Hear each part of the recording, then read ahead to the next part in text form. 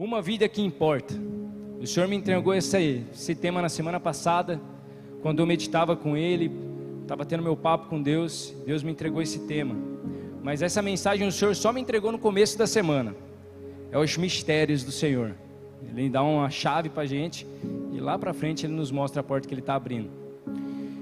E eu tenho plena convicção que se o Senhor te trouxe aqui hoje, preste bem atenção nisso que estou falando para você. Se o Senhor te trouxe aqui hoje, é porque Ele quer que você saiba que a sua vida importa para Ele. Se o Senhor te trouxe aqui hoje, é para que você entenda que a sua vida é importante para o Senhor. Então vocês vão repetir comigo: a minha vida, clima de velório não, a minha vida importa para o meu Pai. Amém? Para a gente começar essa viagem que vai ser essa ministração, eu quero compartilhar com vocês uma história que eu conheci essa semana e que mudou bastante já a minha perspectiva sobre a vida. E essa história é sobre um mestre e seus 4 discípulos. Calma, que esse cara não é Jesus não, tá tudo bem. Se você está falando, não tem 4 discípulos na Bíblia, é isso aí, não está lá, mas calma. Um mestre e seus 4 discípulos. O mestre queria ensinar uma lição preciosa para os seus discípulos. E para isso ele dá a eles então uma missão diferente. Ele chama seus 4 discípulos e fala para eles que eles vão observar uma árvore durante um período do ano. Cada um deles vai ficar ali visitando essa árvore durante um período do ano. Essa árvore ficava no alto de uma montanha, a montanha era linda, e eles precisariam passar esse tempo lá, observando essa árvore e fazendo as suas anotações. Os discípulos até acharam estranho no começo, até porque ficar olhando uma árvore não deve ser um negócio muito divertido. Mas eles aceitaram o convite do seu professor, do seu mestre, e foram. O primeiro discípulo, ele chega no topo da montanha no início do outono, e ele dá de cara com uma árvore com os seus galhos todos tortos. A árvore já não tinha nenhuma folha, a casca da árvore era seca, e a impressão que ele tinha é que aquela árvore já não tinha mais vida. O segundo discípulo vai até a montanha, e ele chega na montanha no meados aí do inverno, e quando ele chega ele vê algumas folhas da árvore lutando para permanecer. Afinal, a época do vento passou, mas agora chegou o vento gelado e aquela árvore ainda está lutando para manter as folhinhas que ela tinha.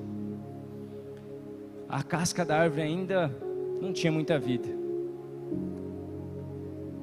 O terceiro discípulo, ele chega na montanha já no meio da primavera, e ele tromba essa mesma árvore linda, cheia de flores, folhas, e ela já tem vida. O quarto discípulo chega na árvore já quando o verão está estourando, e ele encontra o que ele descreve como a árvore mais bonita que ele viu na vida dele. Uma árvore cheia de folhas, cheia de flores, cheia de frutos. As folhas daquela árvore serviam de sombra e trazia descanso para a galera que estava caminhando por ali e estava cansada. Os frutos daquela árvore serviam de alimento para os animais que ali circuncidavam. As flores serviam para embelezar ainda mais a paisagem da natureza. E a cena que aquele cara viu, ele descreveu como a árvore mais bonita da vida dele.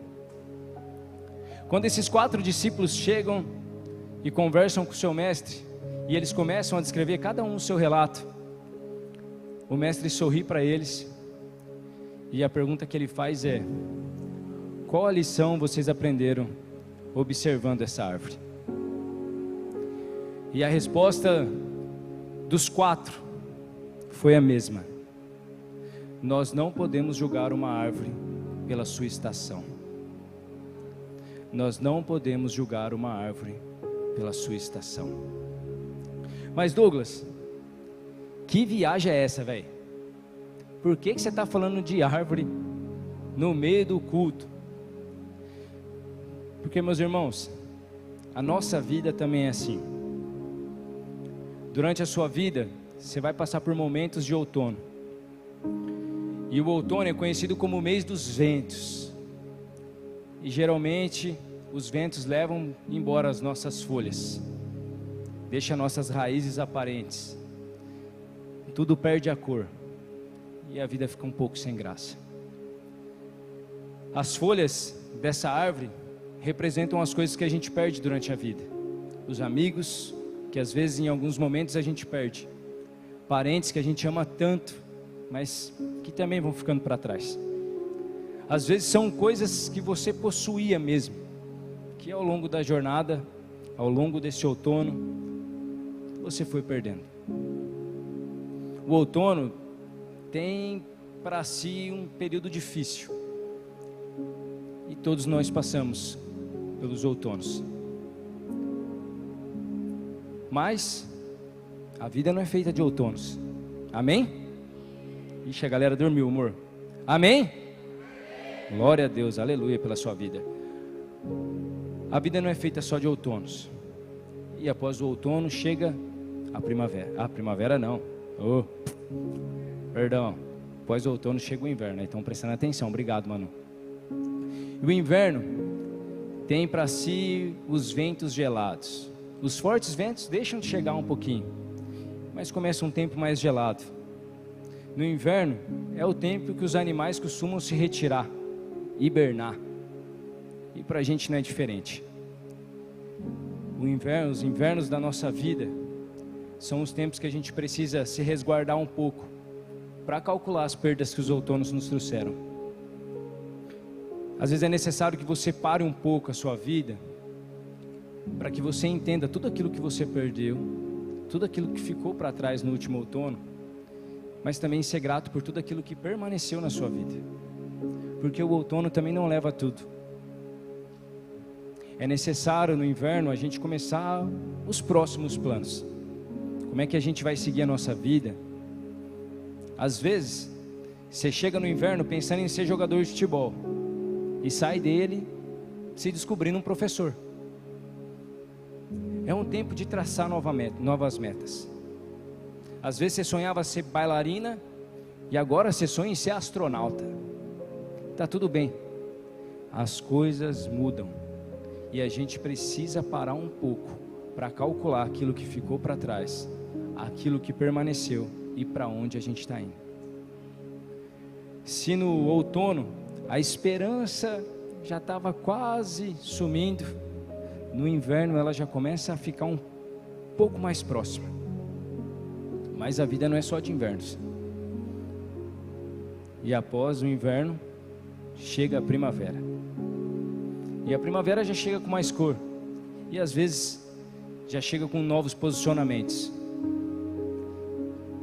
Se no inverno você precisou fazer novos planos, a primavera da sua vida serve para que você coloque eles em prática. É necessário que você aplique tudo aquilo que você foi aprendendo no caminho.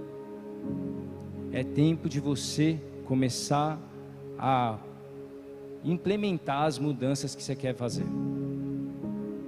Se você quer uma nova vida, é nesse período da sua vida que você vai começar a praticar os novos hábitos. A primavera traz consigo as flores, tudo fica muito bonito, tudo fica cheio de cor.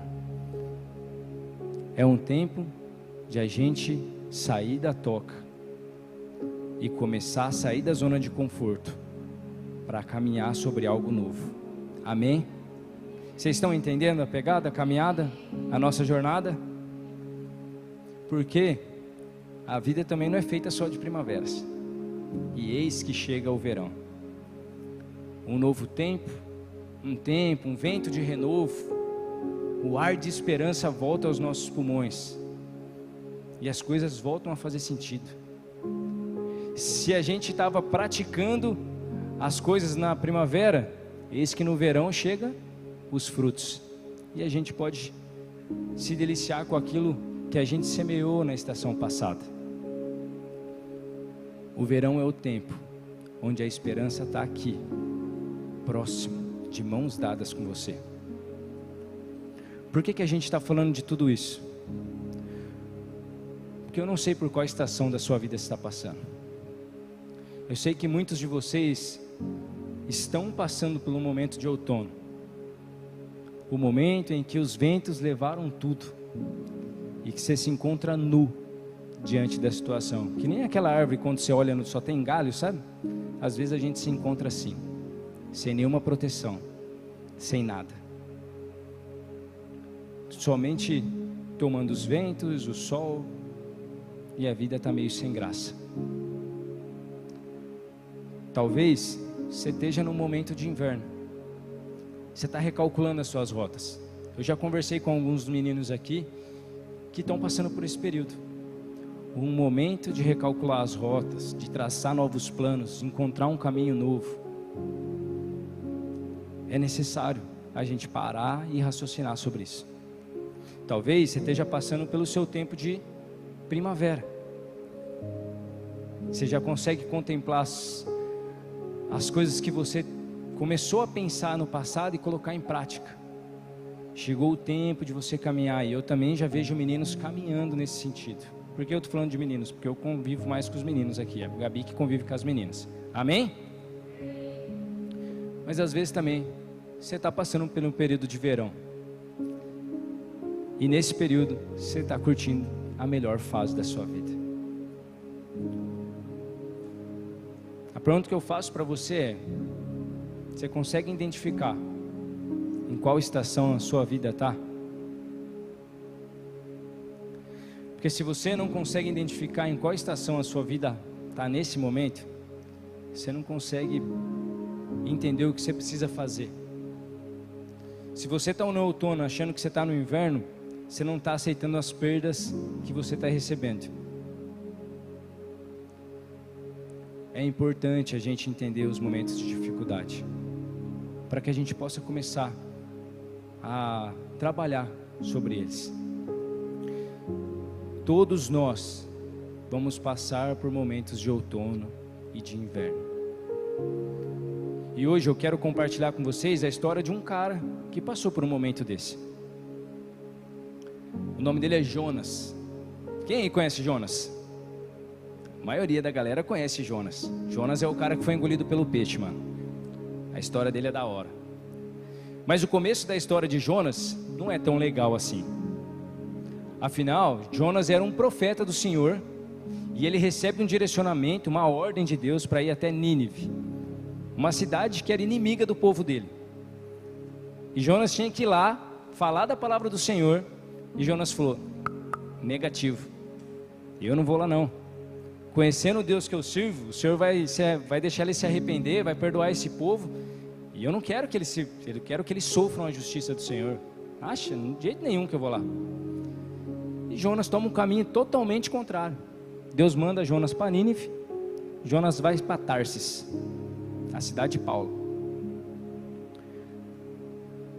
No meio do caminho, Jonas estava no barco, dormindo lá embaixo no barco. No meio da noite, Deus manda uma tempestade enorme. Essa tempestade castiga o barco, e todo mundo que está dentro do barco quer saber por que Deus está irado com eles. O que aconteceu que Deus está irado com a gente, mano? E eis que eles descobrem, vou resumir a história para não ficar tão longa. Eis que eles descobrem que Jonas era servo de Deus, e que Jonas estava em desobediência ao Senhor. E os caras: mano, pelo amor de Deus, se conserta com o Senhor aí, senão vai todo mundo morrer.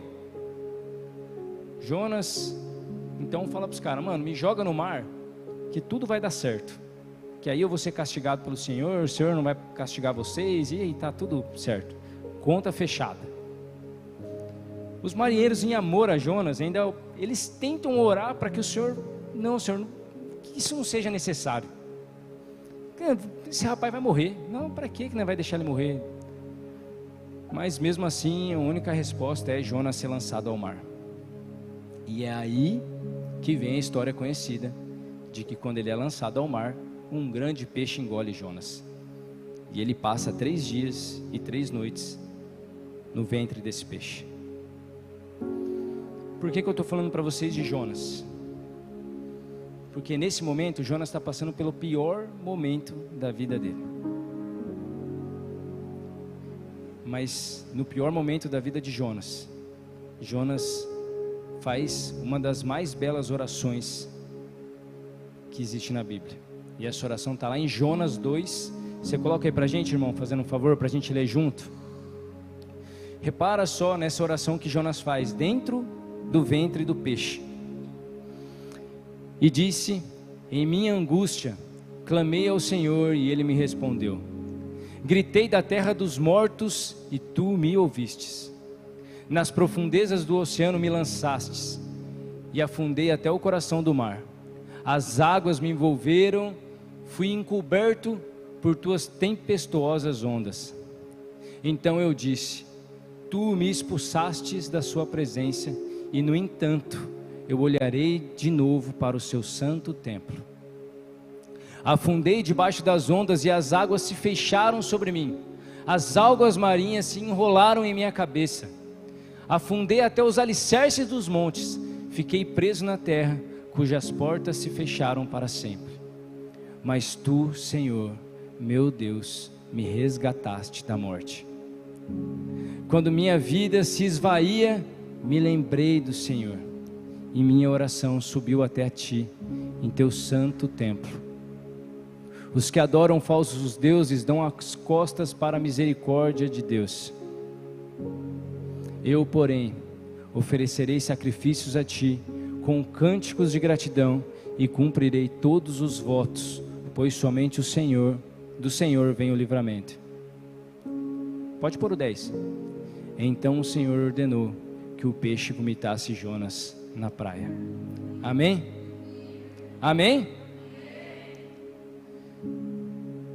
Mesmo no seu maior momento de dor, mesmo que você esteja num profundo de sofrimento, angústia, o Senhor pode ouvir o seu clamor.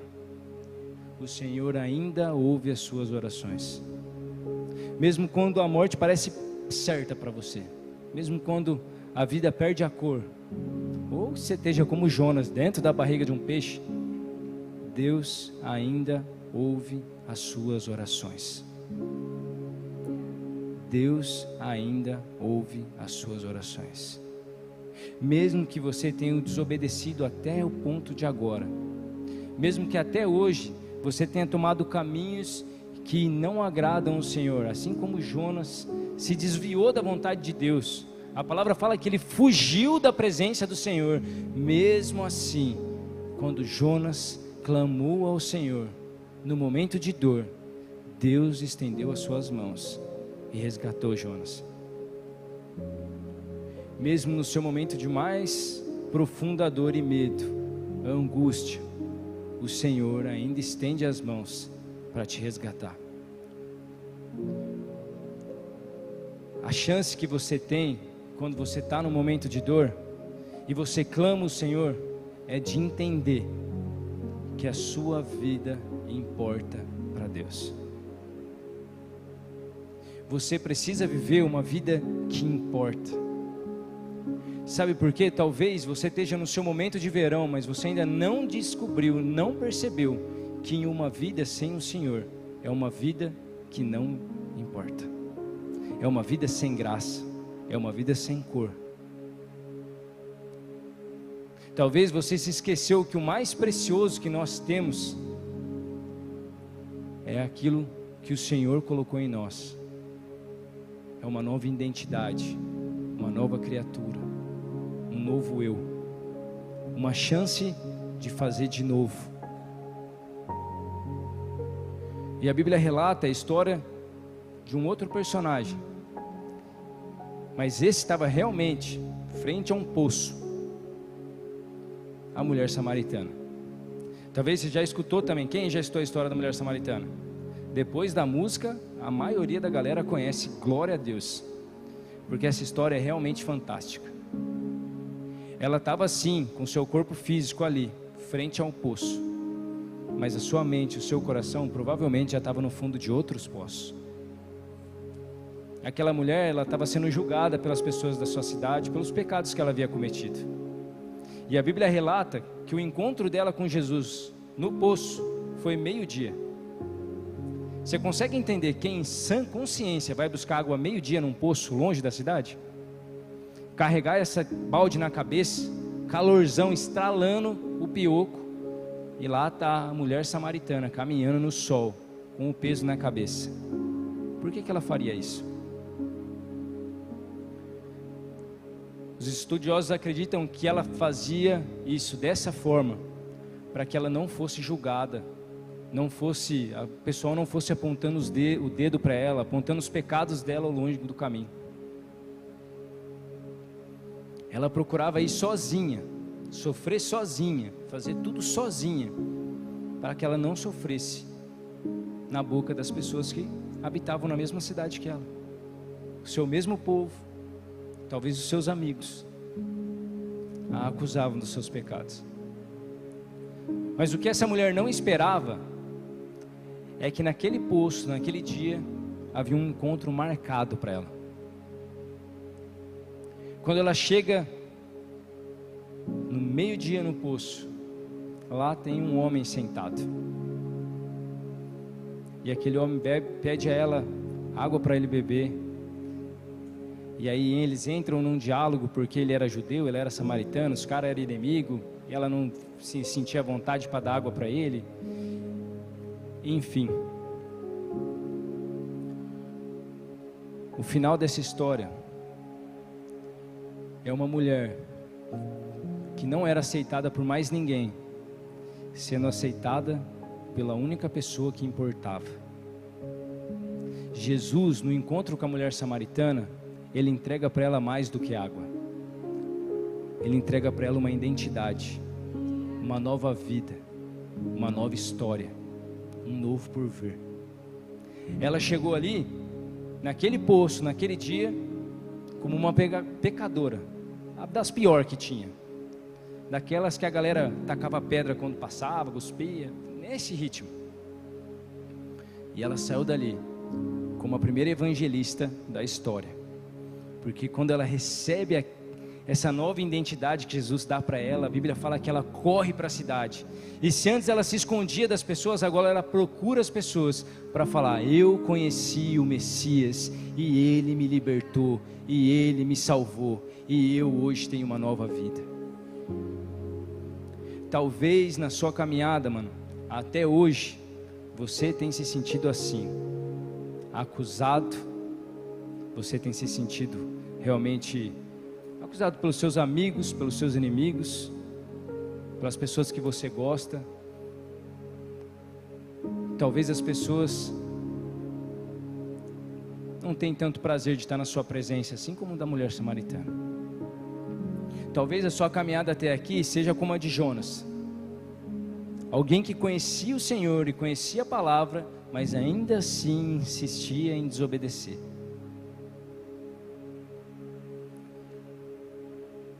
Mas preste atenção agora, porque o Senhor te trouxe aqui hoje para te falar: a sua vida ainda importa para mim. A sua vida ainda é importante para mim. Eu queria convidar vocês a baixar sua cabeça. Gostaria de convidar o louvor a subir.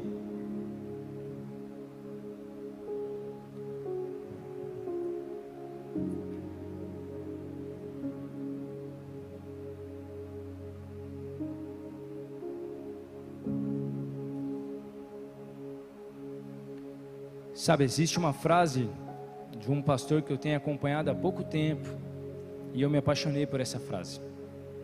E ela fala assim: na olaria de Deus não existe lixeira. Porque a Bíblia fala que Deus pega os vasos quebrados, Ele coloca de volta na mesa dele e molda de novo. Cara, Deus não te jogou fora. Talvez todas as pessoas da sua vida já te excluíram. Talvez todas as pessoas da sua vida já te rejeitaram. Mas o Senhor nessa noite, Ele te chama de volta, para que Ele possa te moldar de novo. E eu quero convidar você nesse momento a refletir sobre a sua vida. Em qual estação você se encontra? Que tipo de pessoa você tem se tornado?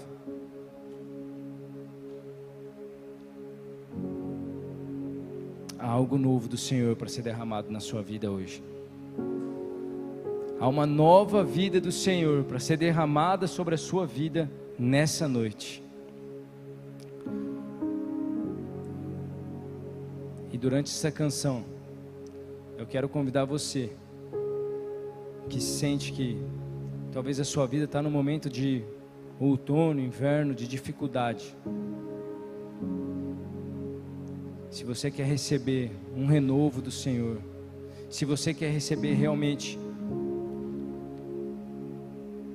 um fôlego de vida, que você possa vir aqui na frente para que a gente possa orar por você. Não somos nós que vamos fazer nada pela sua vida. Quem vai fazer algo pela sua vida é o próprio Senhor.